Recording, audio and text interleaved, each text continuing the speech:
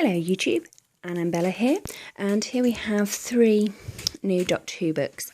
Here, the first book that I'm going to look at is this Doctor Who book. It features all 12 Doctors in 12 stories, and it's done by Puffin. They released this book last year for the 50th anniversary, when it featured 11 Doctors and 11 stories. So here we have all the different Doctors: William Hartnell, all the way down to Peter Capaldi. I'm not going to go through them all. Oh, I suppose I could. William Hartnell, Patrick Troughton, John Pertwee, Tom Baker, Peter Davison, Colin Baker, Sylvester McCoy, Paul McGann, Christopher Eccleston, David Tennant, Matt Smith, and Peter Capaldi. There we go. So it starts off that. And first Doctor, second Doctor, 4th Doctor, 5th, 6th, 7th.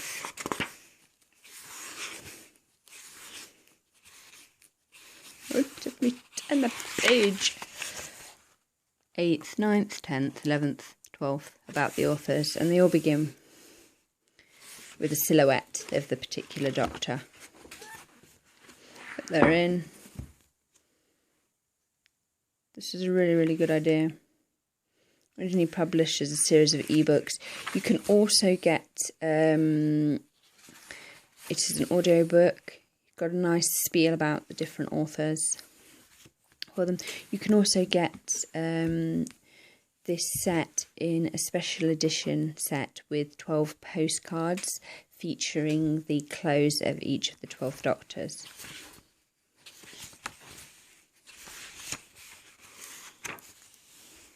That's cool. The War Doctor doesn't feature in this collection. So that's that. Haven't really read any of them yet. Kind of looked at them and gone, at the moment. And then I've got these. They did sort of adult novels for the 50th anniversary, one for each of the 11th Doctors. 50th anniversary, the Science Stars go by, and I got the 11th Doctor story, which I haven't read yet, but it looks to be quite good. And there's a list of all of them.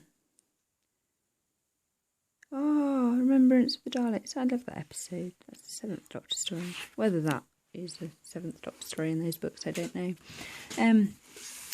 Okay, this is going to be the main thing that I'm going to be reviewing today. Doctor Who: How to Be a Time Lord. Oh, look. Because I got this and this book. I got this one from W.H. Smith's. I got this book and this book from the BBC shop.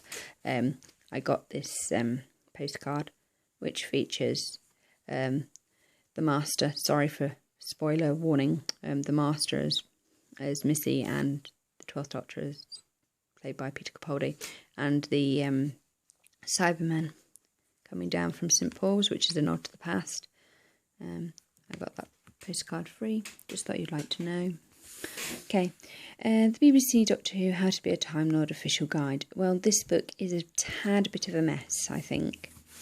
But then again, I think a lot of Doctor Who is merchandise at the moment is a tad bit of a mess. It's almost as if they're not quite sure what they're doing with the series. Okay, How to Be a Time Lord. It's got a good start. Starts off really nicely. And then we enter the contents, and then it's like, I really would like to do another review of this, where I'm comparing this to the Jedi Path done by Star Wars, or even the Book of the Sith. I think I might actually do that, because that'll help me to show some of the difference. Then they kind of starts off, got this lovely contents, and it's like Time Lords, Location Gallifrey, Guide to Gallifrey, Time Lord Biology, Regeneration, Time Lord Academy, Time Lord Council, Notable Time Lords, Protectors of Gallifrey, Time Lord History, TARDIS Guide, Seal of Rassilon, and then random blurb from the 11th Doctor himself. And then we get all these weird jelly babies and stuff, and then it goes Time Lord Technology, Time Lord Myths and Legends, Time Lord Rules, Find Your Time Lord Name, Time Lord Pledge, The Ultimate Secrets of the Time Lord, and My Certificate. So it is kind of kind of a bit weird. I guess they kind of didn't know from the front of the cover. You're not quite sure, is this aimed at children? Is this aimed at adults? Nobody quite knows. It's clearly aimed at Doctor Who fans. But it's kind of a very, very strange book, I think. it kind of works, but then it kind of doesn't. The tone's slightly off key, but that's the Doctor all over, I think. So there's the Time Lords, and clearly we've got, there's like Rassilon is played by Timothy Dalton, and Colin Baker played that guard. And you've got the Valeyard, which was also a Colin Baker story, Trial of Time Lord. And then you've got Locations of Gallifrey, and it kind of goes on like that, pretty sensible. And then we get this sort of boring, weird bit that's written by the 11th Doctor and stuff. And then blah, blah, blah. And then just random sticky bits. And then it just, some stuff about the Doctor. And then the Corsair was mentioned briefly. And then we get these other people that are important to him. And the Protectors of Gallifrey, War Council, history. Just sort of stops at the 6th Doctor. That's kind of random. Guide to TARDISes. And then it's like how to be the Doctor by the Doctor. And it kind of goes into this weird, crazy bit that we're not quite sure. So, and then it's like First Doctor, Second Doctor. And then the tone completely changes. It's necessary, but it's kind of good, but it's also sort of like, just doesn't really match up with what we've had before. All this really nice, carefully drawn, well thought out stuff, and then suddenly, ta-da! And it doesn't really give you that much information. Ugh, Clara, sorry.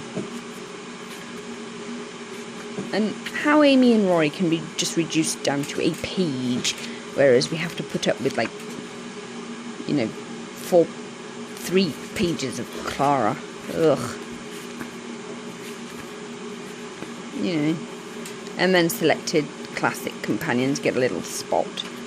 And Susan, brilliant, just brilliant. Yeah, Susan was. And then River Song obviously gets 2 pages, of course. And the Paternoster Gang. And it's just kind of weird. It is. So, it really, I'm not quite sure if it works or if it doesn't work. As a book. I guess for children it would work, but it just, I don't know. I'm not quite sure. I don't think anybody was sure because what they were kind of doing with it. Because it's supposed to be a book that's written from the 11th Doctor to the 12th. But weirdly enough, I don't think the 12th would ever read it. It's just not serious enough for him. But you can tell it's written by the 11th. See? All of this. It's kind of weird. It's almost as if the people in charge of Doctor Who can't quite let go of the 11th Doctor. But they're having to work with this serious Doctor who is doing a really good job, but they don't know quite how to market him. I guess that's it. And they're just worried that the 12th Doctor by himself just won't sell to the mainstream public, which is really a shame because he does. But I guess that's why we've got to have this silly thing. But then again, Doctor Who is slightly silly. But this is kind of a bit bizarre. And I'm not quite sure if the tone kind of matches. But it is nice. Got like nice pictures. Just say. So it is. And then good luck from the Doctor. Potato. So he's clearly ripped out some Time Lord stuff that he didn't want. About Rassilon and stuff. Rassilon's gauntlet. Rassilon's sash. Everything from Rassilon this. Blah, blah, blah. Time Lords, Myths and Legends. It is. Rules. See, look. Some of them just covered. I know there's mystery. I appreciate that. Time Lord Pledge. And then Doctor Certificate. So that's that. And it's kind of a bit of a hodgepodge. I think I probably will do a comparison with the Book of the Sith and the Jedi Path. Not because I want to, it's just kind of a bit confused book. It really is, because from the cover, you wouldn't think you'd get that. And even the back, it's kind of this weird two-tone, because you've got like this one, and then you get this. You know, Very, very strange. One of the strangest books the Doctor has ever produced.